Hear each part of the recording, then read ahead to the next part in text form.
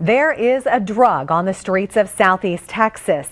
Some experts say it's a growing problem. The effects often devastating to the user and the people around them. KFDM's Haley Bull joins us in the studio with part one of her special report, PCP Recipe for Destruction. Haley?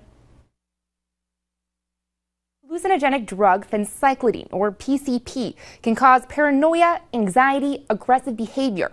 Some experts say it's leading to more violent crimes, and they call it a problem that must be stopped. I sat down with a former PCP user and dealer. This is his story in part one of our special report.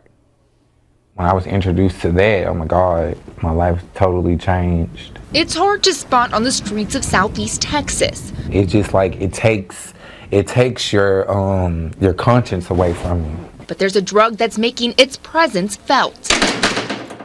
It's a huge problem here. Its use, a growing problem, according to experts. You get very anxious, you get aggressive, it gets out of your personality. A drug that alters minds. I mean, it turns people into zombies. Prompting some to send an urgent warning about PCP. It's an easy drug to come across, and it's an easy drug to sell. Our story of its impact, its effects, starts with this man, a former user and dealer. I was introduced to it by a friend, and ever since the first time I had used it, my life had changed completely. This Beaumont man asked us to hide his identity.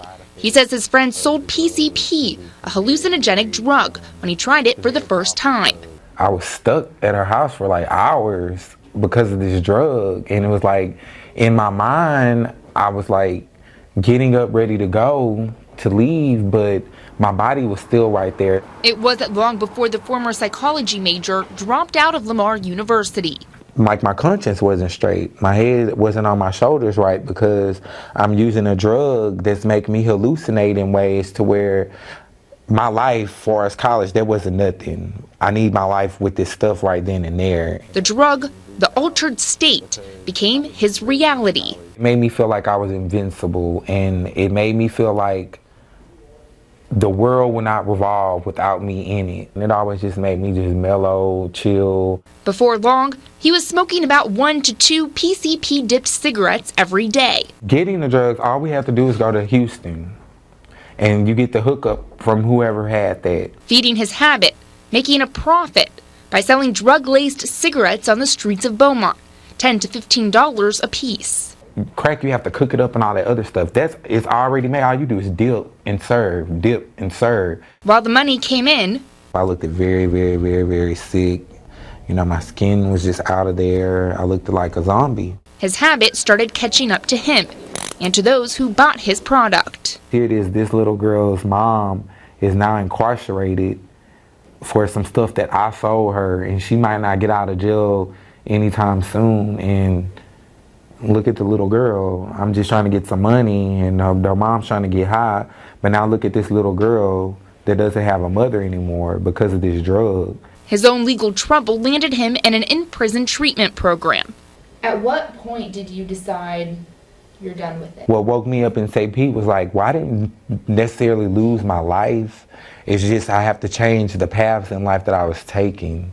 And that's what made it click, is to hear these different people. People trying to recover from a life-changing drug. You've got to have some sort of intervention, some kind of treatment.